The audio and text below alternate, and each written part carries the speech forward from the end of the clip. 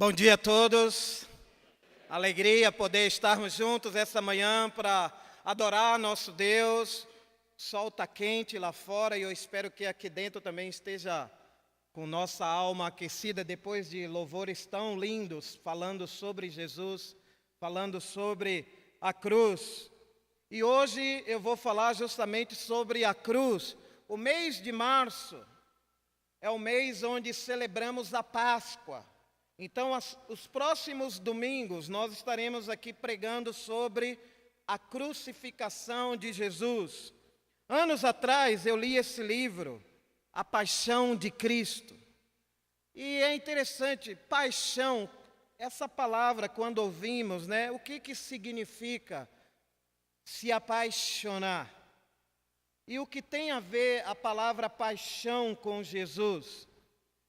No livro ele dá uma definição sobre essa palavra. Paixão quer dizer os sofrimentos de Jesus por nós, os pecadores.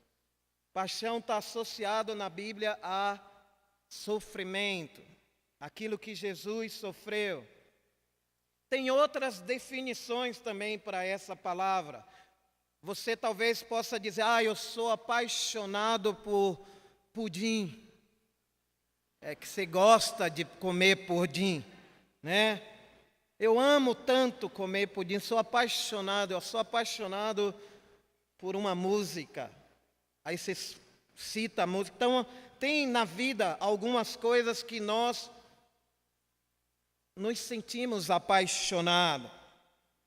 Bom, e como a vida é feita de decisões, cada um de nós aqui essa manhã quer ser feliz, não? Eu falo muitas vezes sobre isso. Todo ser humano quer ser feliz. E muitas das decisões que tomamos na nossa vida têm a ver com isso. Tomamos decisões porque queremos ser felizes, pessoas felizes. Cada um de nós é escravo da nossa própria liberdade. Você sabia? Ser livre é também ser escravo, porque você tem que escolher. Nenhum de nós pode ficar neutro diante de um fato que mudou a história da humanidade, que é a paixão de Cristo. Depois de Jesus, o mundo mudou. O ser humano mudou. Tudo mudou depois de Jesus. E nenhum de nós pode ficar neutro a este fato, a este assunto. Cada um de nós é chamado a tomar uma decisão. Você talvez tomou a decisão esse ano de ser um cristão. Talvez você tomou a decisão esse ano de se casar. Talvez você tomou a decisão esse ano de mudar de emprego ou mudar de cidade. Ou fazer um curso diferente. Ser indeciso é uma decisão.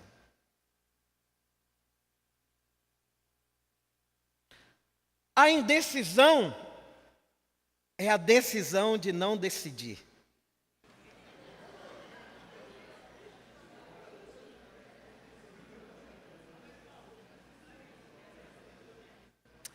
E hoje, cada um de nós que está aqui essa manhã, somos chamados a tomar uma decisão. E que decisão é essa, Edson? Que é o tema da minha aula. Quem gosta de tema de aula, a decisão que cada um de nós deve tomar hoje aqui de manhã.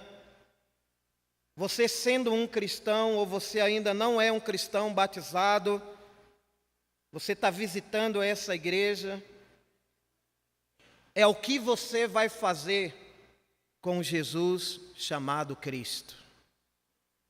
E eu gostaria de ler uma escritura com vocês em Mateus 27. Vamos ler a palavra de Deus.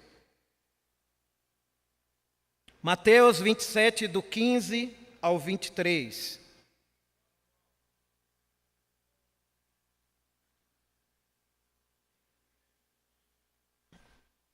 Em toda a festa da Páscoa, Pilatos costumava soltar um dos presos a pedido do povo. Naquela ocasião estava preso um homem muito conhecido chamado Jesus Barrabás. Então, quando a multidão se reuniu, Pilatos perguntou: quem é que vocês querem que eu solte? Jesus Barrabás ou este Jesus que é chamado de Messias? Pilatos sabia muito bem que os líderes judeus haviam entregado Jesus porque tinham inveja dele. Enquanto Pilatos estava sentado no tribunal, a sua esposa lhe mandou o seguinte recado: não tenha nada a ver com esse homem inocente, porque esta noite, num sonho, eu sofri muito por causa dele. Os chefes dos sacerdotes e os líderes judeus convenceram a multidão a pedir ao governador Pilatos que soltasse Barrabás e condenasse Jesus à morte. Então o governador perguntou: qual dos dois vocês querem que eu solte? Barrabás, responderam eles. Pilatos perguntou: que farei então com Jesus, que é chamado de Messias? Crucifica, responderam todos. Vamos orar. Nosso Pai amado, Deus Todo-Poderoso, desde o início da humanidade, o Senhor tem derramado seu amor, sua graça, sua misericórdia, sua bondade, seu perdão para todos nós, seres humanos, que fomos criados à imagem e semelhança do Senhor. E num certo momento da história perdemos o nosso relacionamento com o Senhor. Perdemos o paraíso. E entramos em uma revolta contra o Senhor. E hoje não é diferente.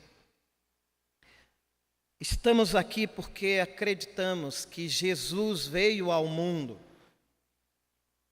para demonstrar esse amor do Senhor por meio da vida dele, por meio da morte dele na cruz, por meio da sua ressurreição, mas também por meio da promessa da vida eterna, a ascensão dele ao céu. E todos aqueles que querem seguir Jesus, que se dizem discípulos dele, deve ter bem claro isso na mente, que o Senhor nos ama, que a cruz tem muito significado para cada um de nós. Que o Senhor trabalhe nos corações aqui hoje de manhã. Queremos renunciar agora toda a desatenção, todo orgulho, toda a superficialidade, toda a nossa vaidade, tudo aquilo que nos impede de nos aproximar da cruz de Cristo e reconhecer Ele como nosso Senhor e Mestre. Fica conosco, nos dar um ótimo culto. Te oramos em nome de Jesus. Amém. Bom, o que farei então? Essa é a pergunta de Pilatos. Essa pergunta tem implicações profundas para cada um de nós hoje aqui de manhã. O que eu e você fará com Jesus, chamado de Messias? Jesus, durante a vida dele, falou que ele era o Filho de Deus, que ele era o caminho, que ele era a verdade, que ele era a vida, que ele era a ressurreição. Ou nós cremos de fato nisso, ou nós achamos que Jesus é um mentiroso. Ou nós acreditamos que ele realmente é o que ele falou que é, o que os discípulos falaram que ele era, e que muitos homens durante a história falaram que ele era, ou nós devemos achar que ele é mentiroso, quando ele falou que era o Filho de Deus? Uma outra coisa que nós devemos nos atentar, o que nós vamos fazer com Jesus de Nazaré? Se nós acreditamos que ele é o que é, então nós vamos mudar de vida. Nós vamos olhar para isso com outro olhar. E nós vamos olhar primeiro para nós mesmos. Não para o outro ao seu lado. Não para o seu vizinho, para o seu marido, para a sua esposa, para o seu filho. Você tem que olhar para si primeiro. Tendo como modelo Jesus. Ou ele é o Filho de Deus mesmo, mas você tem que falar com toda a convicção que ele é mentiroso. Ou ele então é maluco.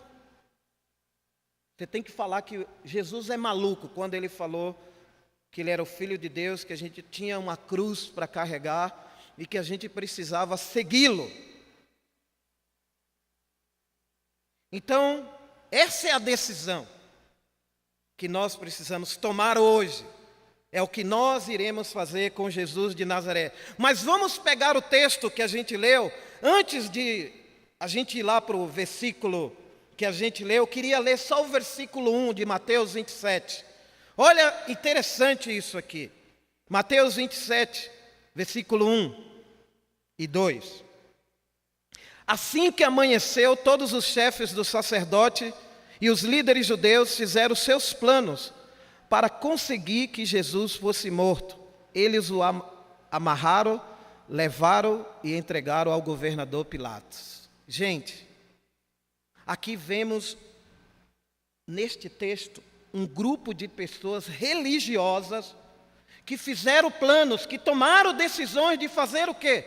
De condenar Jesus à morte. Gente que deveria estar fazendo bem, gente que deveria estar aos pés de Jesus, adorando Ele, servindo a Ele, amando Ele, mas porque tinham inveja dele, falaram: nós precisamos nos livrar desse homem. Então, olha, toma cuidado com quais os planos que você faz, porque quando você vê irmãos que estão aí lutando para servir a Deus, para servir a Cristo, para servir a igreja, e você só critica, que você só vê o mal na vida do irmão, você não vê nada de bom no que ele faz, toma cuidado, que talvez você está levando um inocente para condenação, você está condenando, às vezes por inveja. Eu tomo cuidado do meu coração.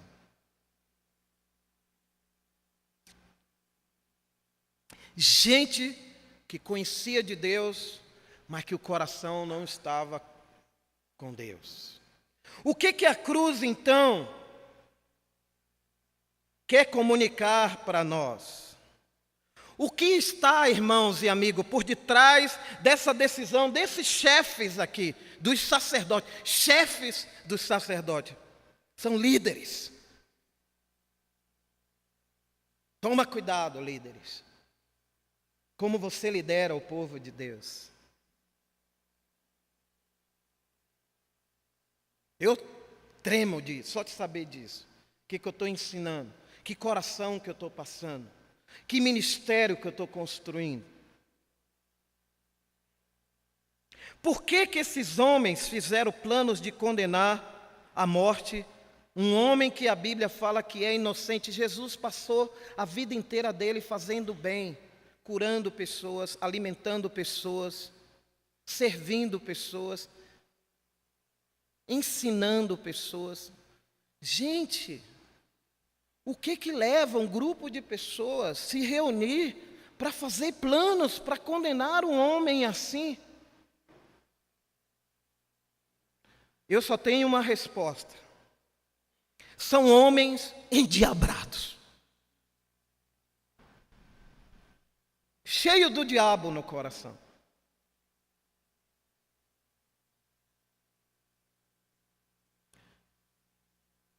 Mas o que a cruz quer comunicar para nós hoje? Por que a cruz é tão importante para nós hoje? O assunto da cruz, você lê em todo o Evangelho. Os 3 evangelhos falam da crucificação, os 4, da crucificação de Jesus. As cartas de Pedro, as cartas de João, as cartas de Paulo. Muitos escritores que já escreveram livro, esse aqui é um deles. Mas milhares de livros foram escritos sobre a crucificação. Muitos homens entendem a cruz como algo definidor na história do ser humano. O antes de Jesus e o depois de Jesus.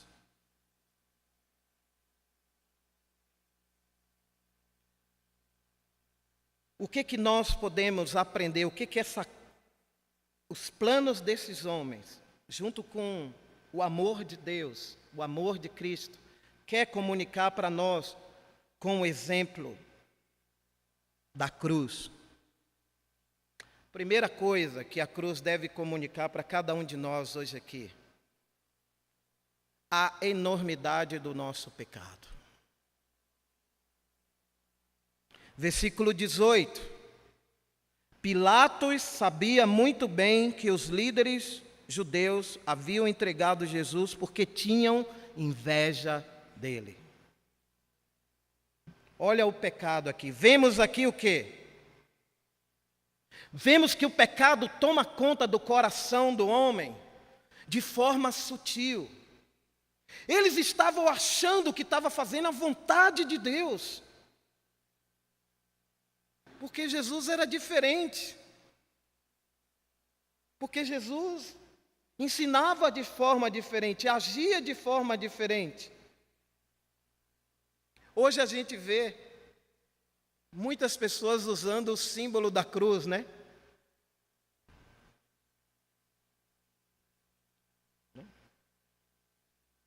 Outros põem a cruz no pescoço, em colarzinho, em broche, em brincos.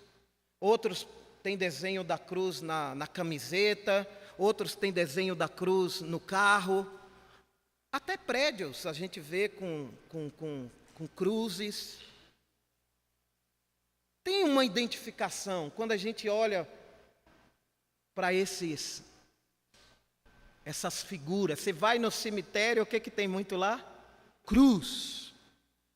Que ali o sujeito já morreu. A cruz na época de Jesus era algo horrível. Quem ia para a cruz ia sofrer muito.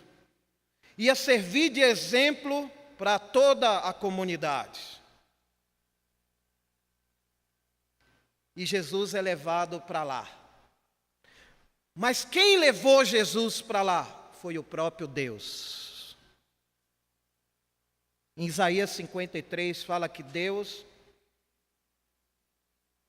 moeu Jesus para que pudéssemos ser salvos, ser libertos. Vemos aqui nesses homens a inveja, o orgulho, a mentira, a ganância, a falsidade.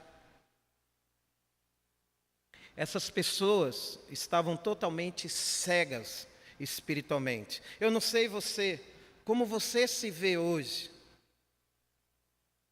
tendo como exemplo a cruz. Você é do tipo que é grato, você agradece por você ter Deus, ter Cristo. Você é do tipo que influencia o outro para Cristo? Eu fico pensando sobre minha vida.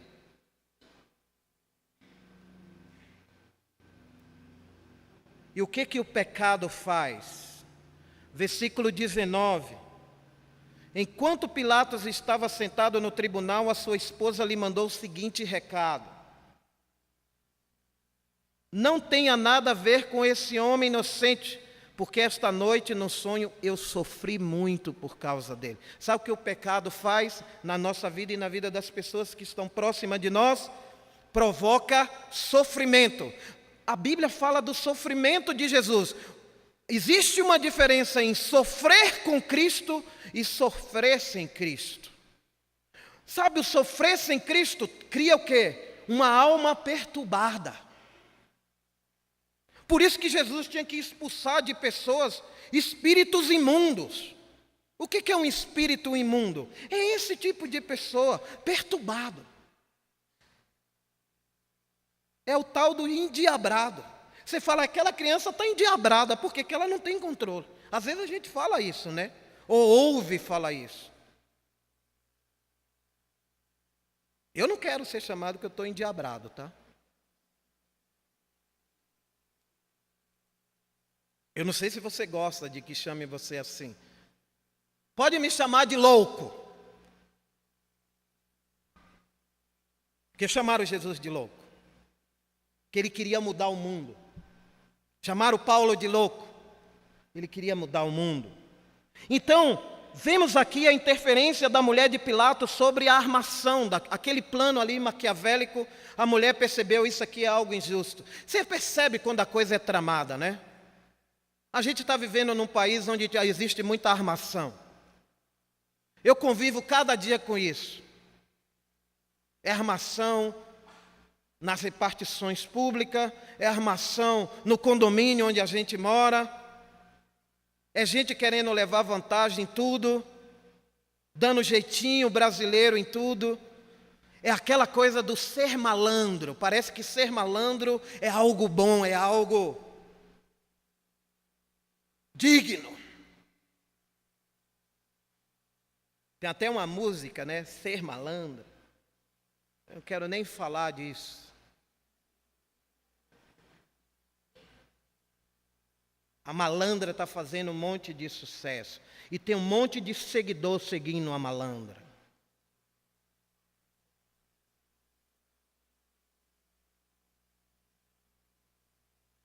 Quando pecamos, o pecado rouba o que da gente? Nossa liberdade. Nossa identidade. A verdadeira alegria que Cristo dá e o Espírito dá. E afeta profundamente a nossa alma. Por isso que pessoas se suicidam. Porque ela toma a decisão de se suicidar achando que a morte é uma solução para o sofrimento dela. E aí não se escolhe classe.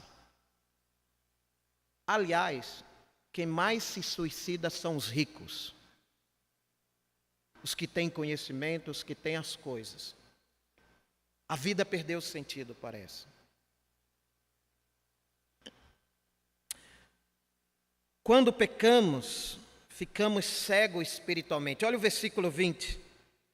Os chefes dos sacerdotes e os líderes judeus convenceram a multidão a pedir ao governador Pilatos que soltasse Barrabás e condenasse Jesus à morte. Tem um grupo de influência aqui.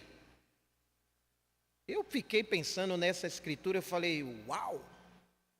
Porque eu posso influenciar pessoas a fazer coisas erradas. Tinha um grupo que convenceu a multidão a entregar o inocente. O que a gente vê aqui?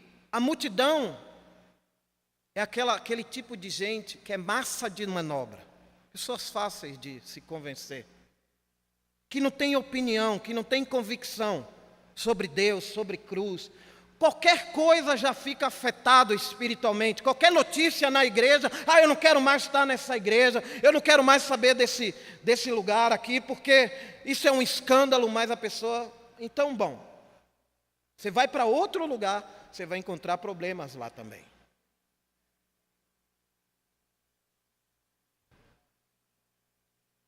Então, a cruz quer mostrar o quê? A grandeza do nosso pecado. Tem solução para isso? Tem. Porque a Bíblia fala que o salário do pecado é o quê? Mas o dom gratuito de Deus é a vida eterna em Cristo Jesus. Tem um salário do pecado, é a morte mesmo. A morte espiritual. E cada um de nós vai experimentar essa morte física. Talvez esse ano seja o último ano da sua vida. Você vai morrer esse ano, eu não sei. Ou eu vou morrer. Eu não quero que ninguém morra, tá, pessoal? Porque Pedro estava pregando lá em Atos 5, caiu um casal morto no culto lá. Ananias e Safira. Mas a morte pode chegar para qualquer um de nós. E nós temos que nos atentar para isso. Sobre tempo. Então, vemos aqui que a cruz é um instrumento usado por Deus para revelar essa seriedade que devemos enxergar o pecado na nossa vida e na vida dos nossos irmãos e na vida das pessoas que estão aí sem Deus no mundo. Não brinca com o pecado. Não ria do pecado. Não tire sarro do pecado.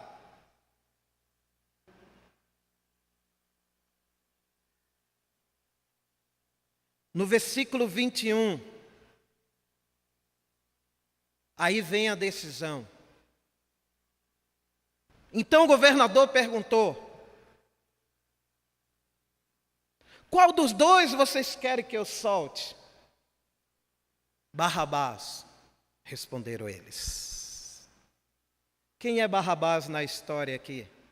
É eu e você. Somos aqueles que pecamos, somos os criminosos, os que ofenderam a Deus. E aí a multidão, sem saber, sem se dar conta, fala: solta Barrabás e condena Jesus. Quem devia ir para a cruz era Barrabás, não era Jesus. A cruz foi preparada para ele. Mas como era a época da Páscoa, tinha-se o costume, olha como as coisas vão se encaixando, de soltar um criminoso. Pilatos sabia da armação, ele pega, vou pegar essa oportunidade aqui e vou lançar os dados. E às vezes a gente trata as coisas de Deus assim também. E ele não está ciente de quem está ali na frente dele, sendo julgado. Ele está com o Filho de Deus, o Messias. Ele está achando que ele tem autoridade sobre o Messias. Que ele tem poder sobre o Messias.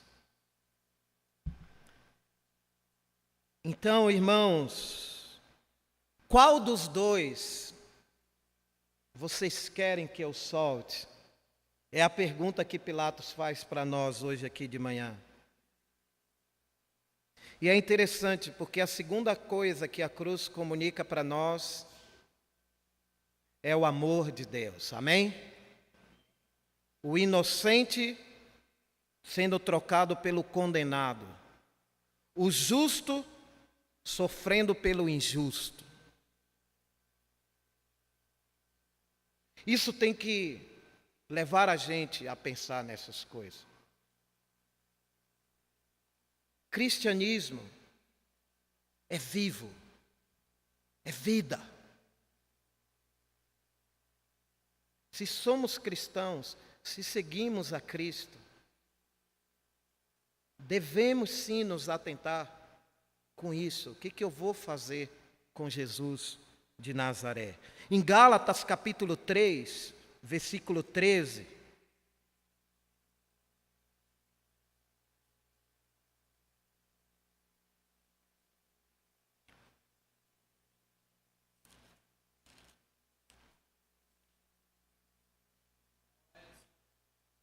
Isso é Paulo falando para os irmãos lá da igreja da Galácia. Gálatas 3, versículo 13. Porém, Cristo, tornando-se maldição por nós, nos livrou da maldição imposta pela lei. Como dizem as Escrituras: maldito todo aquele que for pendurado numa cruz. Por que a cruz é importante para nós hoje? Porque se Deus é um Deus justo e amoroso, ele não pode tratar o pecado sem seriedade. Ele tem que arrumar a solução para que nós pudéssemos, então, viver a esperança da eternidade.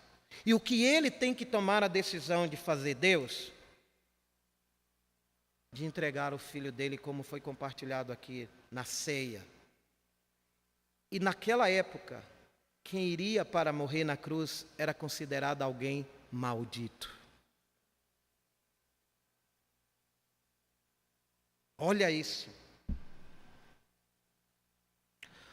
Por que é importante, irmãos e amigos,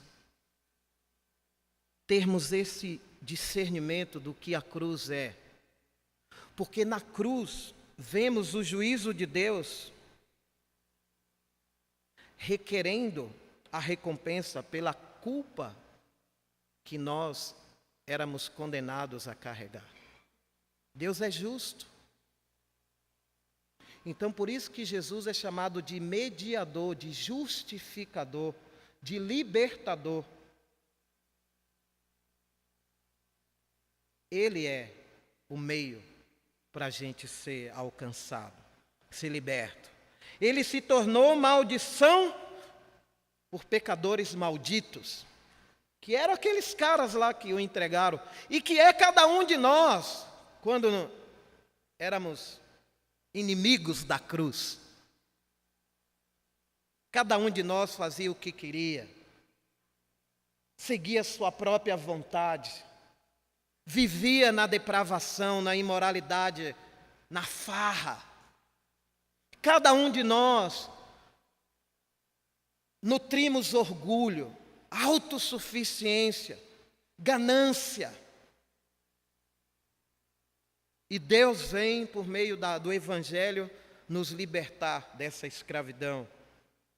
Então, o que a cruz comunica para nós hoje aqui de manhã? Primeiro, a enormidade do nosso pecado. Segundo, a enormidade do amor de Deus.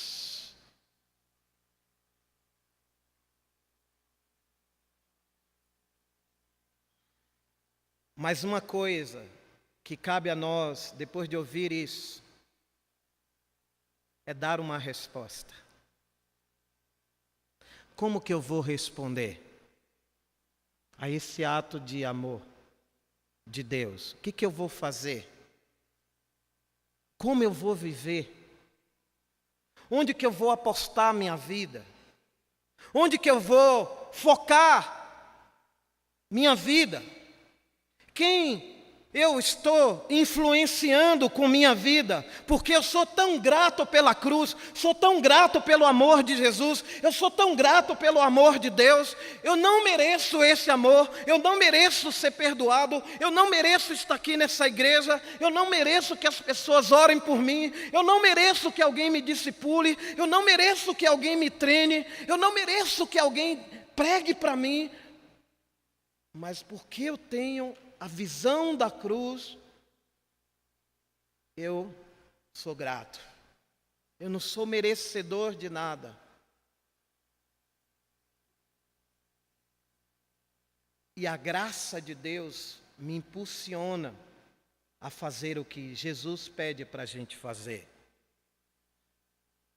E eu queria terminar lendo Romanos capítulo 5.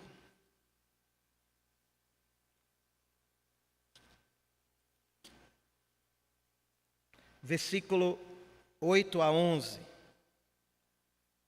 O que a cruz comunica para nós hoje? O que eu vou fazer com Jesus chamado Messias?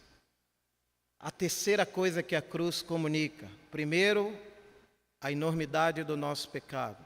Segundo, a grandeza do amor de Deus. Terceiro, a responsabilidade da cruz que eu tenho para carregar.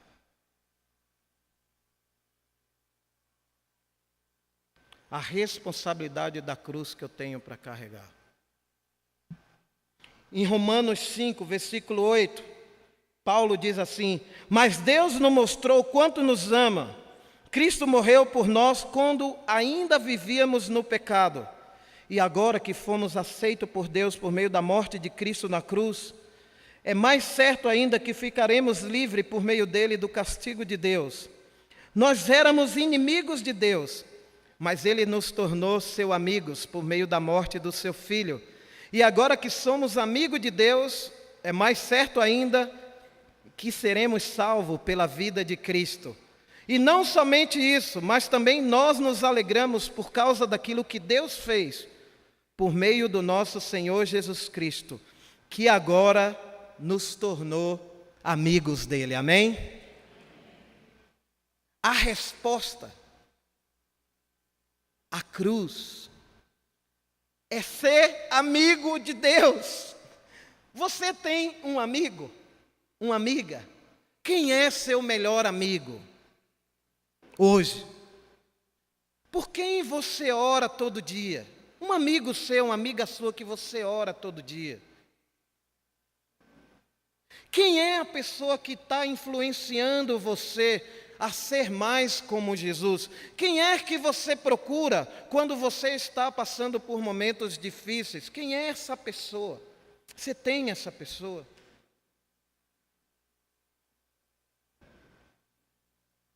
A Bíblia fala de amigos de Deus. Eu quero ser reconhecido por Deus lá no céu, como Abraão foi reconhecido, amigo de Deus. Você tem esse desejo de ser um amigo de Deus, uma amiga de Deus? Aliás, você tem Deus como seu melhor amigo? Ele é o centro da sua busca, da sua devoção, da sua adoração. Tudo que você faz na vida é pensando nele. Que Paulo nos ajuda. Já que eu fui aceito por Deus, ele que decidiu nos aceitar. Por causa de Cristo, eu só tenho uma coisa para me orgulhar na vida. O Paulo fala isso. Da cruz de Cristo. As outras coisas se tornaram indiferentes, sem valor. Eu não sei se vocês estão me entendendo, irmãos, se cada um aqui tiver essa compreensão, esse discernimento, esse grupo de pessoas aqui vai ser o grupo que vai mais influenciar essa cidade. Você vai influenciar seu bairro, você vai influenciar a sua escola lá, seu condomínio. Isso não pode ficar, uma luz não pode ficar debaixo do cesto. Essa é a resposta de carregar a cruz. Um irmão lá na conferência de missões em Miami, agora em janeiro, estava falando, eu dei uma aula dele aqui, o Nelson Barreto. Ele saiu de Miami para ajudar a igreja do Chile. Ele não conhecia ninguém no Chile. A igreja do Chile tinha aproximadamente 80 discípulos quando ele foi para lá. E o grupo da igreja lá, os grupos de líderes, quando chegou para ele lá para fazer uma entrevista com ele, a primeira pergunta que fizeram para ele é: o que você veio fazer aqui? Imagina, o cara no primeiro encontro que ele tem, um irmão faz essa pergunta para ele: o que você veio fazer aqui? Ele aí parou para pensar e fez uma outra pergunta. Deus deu sabedoria. O que você espera que eu faça? Aí o irmão respondeu: olha, se você veio para essa igreja, você veio para morrer. Esquece Estados Unidos, esquece os americanos, você tem que amar o povo chileno. Quando ele falou aquilo, eu fiquei tão constrangido. Será que falariam isso de mim? Você está aqui porque para morrer, tá? Esquece de você mesmo. Esquece da sua vida. Esquece da sua família, no bom sentido. Seja um bom exemplo. Irmãos, quando Paulo fala que ele só tinha uma coisa para orgulhar, e ele fala isso: por meio da cruz, o mundo está morto para mim e eu morto para o mundo. Isso aqui isso não é superficial. Isso aqui é profundo.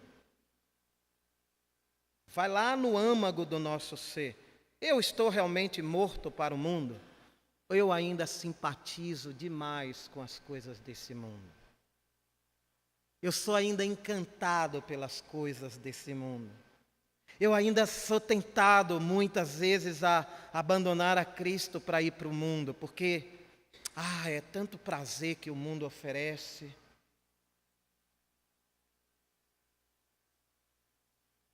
Martinho Lutero escreveu um pensamento que eu vou trazer e concluir nossa meditação hoje aqui de manhã. Ele fala assim: vemos Deus alcançando seus propósitos eternos, fazendo o oposto do que os seres humanos esperam. Deus triunfa sobre o pecado e o mal ao permitir que o pecado e o mal triunfem aparentemente sobre ele, sobre Deus. Sua força real é demonstrada pela sua fraqueza aparente. Olha que interessante esse pensamento. Os homens planejaram condenar Jesus à morte. Parece que os homens estão ganhando a batalha e Deus está perdendo, que Jesus é Deus. Mas como que Deus vai triunfar? Morrendo.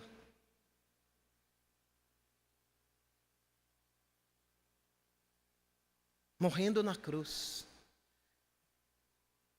E o sucesso da vida cristã, se você quer ter uma vida vitoriosa como cristão, eu vou te deixar bem claro qual é o sucesso. A vida cristã vai terminar, sabe aonde? Na cruz.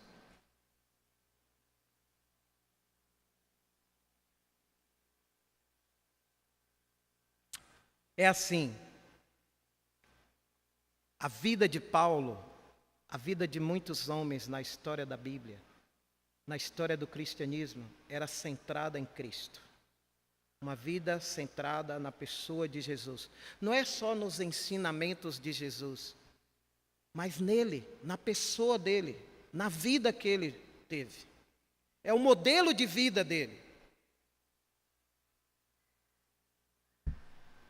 Diante disso, eu quero chamar cada um hoje aqui a tomar essa decisão. Nenhum aqui vai ficar na neutralidade.